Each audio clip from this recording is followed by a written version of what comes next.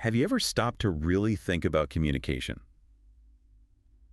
I mean, the incredible complexity that's hidden in just the simplest things we say every day. Hmm. We say hello, we order coffee, we uh, explain how we feel, often without a second thought. Right. It's almost automatic. Exactly. Yeah. But what if those everyday phrases are actually like a universal code, Mm.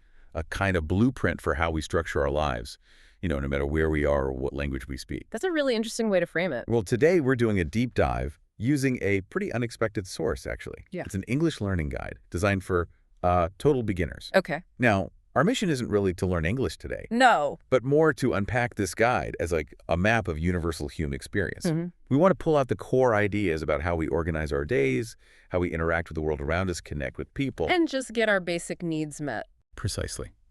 We're exploring what this basic language stuff reveals about the essential patterns of daily life, the things that go beyond language itself. I'm actually really curious to see what we find in these, everyday scenarios. And that's the key, I think. By looking closely at this seemingly simple learning material, we're not just seeing vocabulary lists. Right. We're getting a much deeper feel for the logic, the necessity behind these common phrases. Why are these the first things any language learner has to master? Yeah. Why these specific ones? Because they are, in a very real way, the universal keys. They unlock a functional daily life. We'll look at not just what people say, but why these particular ways of communicating are so fundamental. Okay, let's dive in then. So the resource kicks off quite logically, Mm. right at home. Makes sense. Start where the day starts. Yeah, it sets the stage with the daily home routine. And it gives this list of core actions that honestly feel instantly familiar. Wake up, make the bed, Standard stuff. brush my teeth, take a shower, have breakfast, uh, wash the dishes, and clean the room. The basics of just managing yourself and your space. And the sentences are really simple, very direct. I wake up at 7 every morning, I brush my teeth and take a shower, I have breakfast with my family, and, I clean my room every weekend. What's fascinating here isn't just that people everywhere do these things. It's how these simple phrases, often starting with I, establish a sense of personal agency. Right, the I focus. Yeah, and a sort of temporal order right from the get-go. They quietly emphasize that universal human need for routine, for some control over our immediate environment. Huh. Yeah. I hadn't thought about the I part quite like that. This sequence of actions, often tied to time, like at 7, it reflects a cognitive structure. It helps us shift from resting to being active. It's interesting, though, because in some cultures, while the actions are the same, Uh-huh. the way you'd talk about them might be more communal. Maybe you'd focus more on the shared family breakfast rather than just, I have breakfast at 7. Yeah. So the cultural lens can subtly shift that emphasis on individual responsibility. That's a great point about the cultural lens on the I. It really makes you reflect, doesn't it? Like, what time do you, listening now, usually start your day? Do you have a set routine? How do you even think about it or describe it? Exactly. These basic questions define our personal space, the structure of our morning, really, no matter the language. It's the blueprint for self-management. Okay, so we've got that internal rhythm set. What happens when we step outside, when that meets the external world? Right, the next logical step. Our guide moves us from that personal bubble into navigating the wider community. This whole section is about outside daily life activities. Practical interactions. Yeah, we get phrases like go shopping, take the bus, buy groceries, walk to the park, visit a friend, post a letter, go to the bank. Very action-oriented. The stuff you need to do to function in society. And the examples ground us right away in practicalities. I go shopping every Saturday. I take the bus to work. I buy groceries from the supermarket. I walk to the park in the evening. Things like that. And this immediately highlights those fundamental social and commercial interactions that sustain us. When we say something like, I need to buy rice, bread, and milk, we're doing more than just listing items. That's so. Well, linguistically, that's a speech act. You're stating a need, maybe making a request within a specific context, usually shopping. It's not just info. It's enacting a social transaction. Okay, yeah, I see that. And the language here tends to be very direct, very efficient, because the goal is clear. Get the task done. Whether it's transport, buying things, running errands, there's a pragmatic need driving it. Language is the tool for navigating that efficiently. Absolutely. And the guide even includes a little dialogue for this kind of thing. Like one person asks, hi, David, where are you going? Simple greeting. And David says, hi, Emma, I'm going shopping. Then Emma asks, what are you buying? And they answer, I need to buy rice, bread, and milk. Straight to the point. It really shows how this direct communication isn't just about your own needs, but also how we sort of orient ourselves and others in shared public space. Right. It's about making our actions understandable within the community, being seen, being understood. Okay, so we've covered personal routines, we've covered practical errands, but what about, the deeper human stuff? Yeah. Connection. Ah, yes. Beyond just function. Humans need interaction, right? So the guide then, quite nicely, I think, shifts focus to how we meet friends and socialize. Crucial. It gives us these simple but honestly powerful phrases. Hello, how are you? I'm fine, thank you. What are you doing today? Let's go for a walk. Do you want to watch a movie? And of course, see you later. The building blocks of social interaction. It also describes common activities. I meet my friends every weekend. We talk and play games together. Sometimes we go shopping or eat in a restaurant. This section, even in its simplicity, it just perfectly captures the core elements of starting and maintaining social bonds. How so? Well, think about greetings, asking about well-being, suggesting things to do together, saying goodbye politely. These are universal. They exist everywhere. And they aren't just about swapping facts. Linguists call this phatic communication. Phatic. Okay. Yeah, it's language used mainly to establish or maintain social contact rather than to convey, deep information. It's about acknowledging someone, showing you care, creating that shared space for connection. So it's like social glue. Exactly. The specific words change across languages, obviously, and maybe the level of formality or, how much emotion you show might differ subtly. Yeah. But the function of these social rituals, remarkably consistent. That idea of phatic communication is really insightful. It makes you think about your own social habits, doesn't it? Mm-hmm. How often do you, the listener, meet up with friends? Mm-hmm. What are the little unspoken cues you use beyond just the words when you greet someone or suggest plans? Mm-hmm. These simple phrases are like the linguistic scaffolding for that really vital human need, belonging, shared experience. Well said. Okay, let's group these next two scenarios together, because I think they represent something quite specific. Articulating needs in situations where you might be a bit vulnerable or dependent on someone else, Ah, okay. like needing service or help. Exactly. We're looking at a restaurant and at the doctor. In both cases, clear communication isn't just nice to have. It's pretty essential for your comfort or even well-being.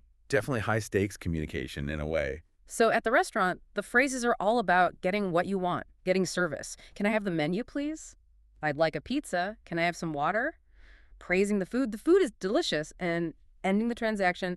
Can I have the bill, please? Standard restaurant script. And the dialogue reflects this. Waiter. Hello. Welcome. What would you like? Customer. Can I have pizza and some juice, please? Waiter confirms. Sure. Anything else? Customer closes. No, thank you. Very transactional. Clear roles, clear goals. Then, at the doctor's office, the focus shifts completely. It's about expressing health concerns, feeling unwell, which is, a vulnerable state. Absolutely. So you get phrases like, I don't feel well, I have a fever, I have a headache, stating the need, I need some medicine, and expressing gratitude. Thank you, doctor. Essential vocabulary for health situations. And the dialogue is brief, highlighting this dependence. Doctor, hello, what's the problem? Patient, have a headache and a fever? Doctor, okay, I will give you some medicine. Patient, thank you, doctor.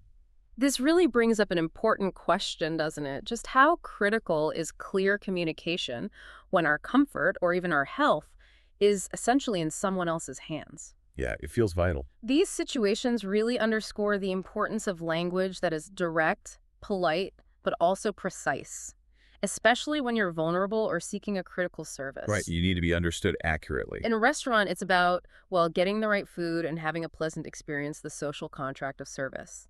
At the doctor's, it's about your health, your safety. The specific words chosen like menu, bill versus fever, medicine, they show this concept called register. Register? Yeah, how our language naturally adapts to fit the specific social context. We use different words and tones to maximize clarity and efficiency depending on the situation. The power of these specific targeted words is huge. It can be the difference between getting what you need and, being dangerously misunderstood. That phrase, I have a headache, just reminded me, first time I traveled somewhere, I didn't speak the language well. I had this awful migraine. Oh, dear. And I tried explaining it to a pharmacist using just basic dictionary words, And it was so clear they just thought I had a mild, regular headache. Miscommunication in a crucial moment. Totally.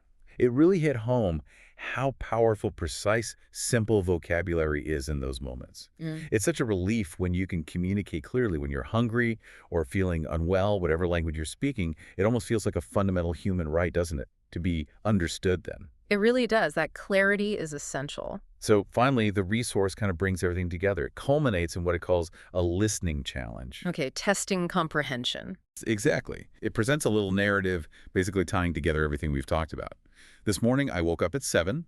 I brushed my teeth, took a shower, and had breakfast. Then, I went shopping and bought rice, bread, and milk. In the evening, I met my friends, and we watched a movie. So a mini story of a day. Yeah, and then it asks simple questions about it. What time did I wake up? What did I buy at the shop? What did I do in the evening? You know, that listening challenge is actually quite clever. It's not just testing if you remembered the words. No. What? It's demonstrating how these individual phrases, the building blocks we've dissected, merge together to form a coherent story of a day. It shows the interconnectedness of our actions and the words we use for them. Ah, I see. Like building with Lego bricks. Precisely. From a cognitive standpoint, it mirrors how we actually organize our own lived experiences into a sequence, a narrative. It helps the learner move from just recognizing words to actively constructing meaning from them, seeing how they fit into the bigger picture of a day. That makes sense. And then right after that, it presents a speaking challenge, which feels like the final step, really. Internalizing it, making it personal. Active application. Yeah. It asks the listener directly, what do you do in the morning? Where do you usually go shopping? What do you do with your friends? What's your favorite food at a restaurant? And what do you say at the doctor? Turning the template into personal expression. It's like taking those building blocks and using them to tell your own story, your own universal human experience. It's a great way to consolidate learning. So looking back, we've really taken this seemingly simple English learning guide and gone quite deep with it. We have. And in doing that, I feel like we've uncovered this kind of powerful blueprint, these fundamental phrases and situations that really make up daily life from, home routines and errands. Social interactions and getting essential needs met. Yeah. And that's really the core insight, I think. By dissecting this tool, we've ended up with a clearer picture of the universal patterns in how humans communicate. It's not just about vocabulary lists. No, it's about recognizing the essential activities that give structure to our days, regardless of our cultural background or the language we speak at home. It's actually a profound reminder, isn't it, of how similar our fundamental daily lives are deep down, Yeah. and how language provides the framework for those shared human realities. So maybe a final thought for everyone listening. As you go about your day-to-day, maybe try consciously constructing, even just mentally, some simple sentences about your own activities. Like the ones in the guide. Yeah. See if it deepens your appreciation for the structure of your own life. Or maybe, just maybe, it sparks some new ways to describe your day, even in your own native language, kind of revealing the hidden grammar of your own personal story. That's a nice thought. Paying attention to the building blocks of our own narrative. Well, thank you for joining us on this deep dive. It's been fascinating exploring the surprising wisdom hidden in just the basics of everyday communication. It certainly has. Thanks for exploring it with me.